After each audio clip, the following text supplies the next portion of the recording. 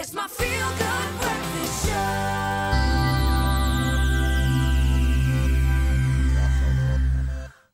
Welcome back. You're live with Expresso as we take you into the final frontier. Now, 50 years ago this week, a scientific paper was published that has been labelled as one of the most significant scientific achievements of the 20th century. No small feat. Now, it details the discovery of something called Pulsars and led by astrophysicist Jocelyn Bell Burnell. It has led to some incredible scientific breakthroughs in the half-century since. So today we are going to unpack exactly what a pulsar is, and joining us to do that in our final frontier discussion this morning, once again, is Dr. Imogen Whittam from UWC. Doc, welcome back. Thank you so much for joining us. This is a really big day for science.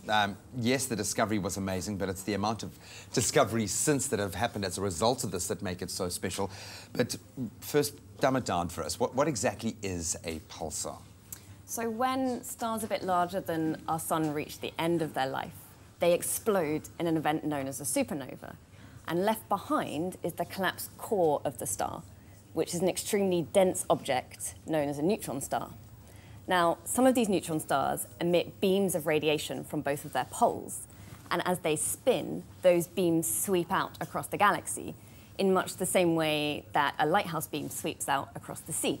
And so this means that if you view these objects from Earth, they appear to pulse on and off, in a similar way that a lighthouse seems to flash on and off when you look at it from a ship or from the land. So, I mean, it's an amazing, huge celestial event, but this has led to so many discoveries. Why was this so important for science in general? So the discovery was serendipitous, so it was a total surprise to scientists. When Jocelyn Bell Burnell was studying for her PhD at the University of Cambridge in the UK, she...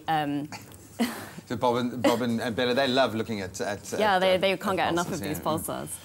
So she noticed this strange scruff in her radio data, and on further inspection discovered that it was made up of a series of very regular pulses. And scientists didn't know what could be causing this. There were no known objects that could make this kind of signal. And in fact, the signal was nicknamed LGM1, standing for Little Green Men 1, as a bit of a joke for the fact that it could be aliens. And of course, scientists now know that the signals are caused by the spinning cores of collapsed stars, which provided a missing piece in our understanding of what happens at the end of stars' lives.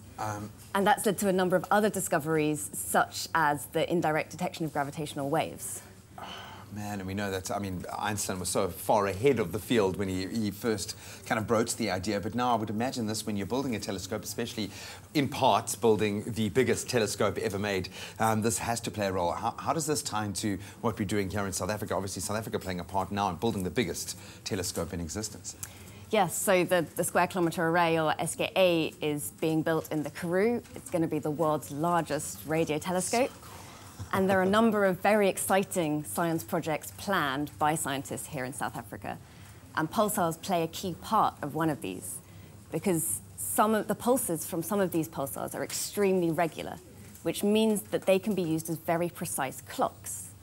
And so that means if you've got an array of these pulsars in the galaxy and you measure them, you can detect tiny distortions in space and time from things like gravitational waves. And that means that we can test Einstein's general theory of relativity.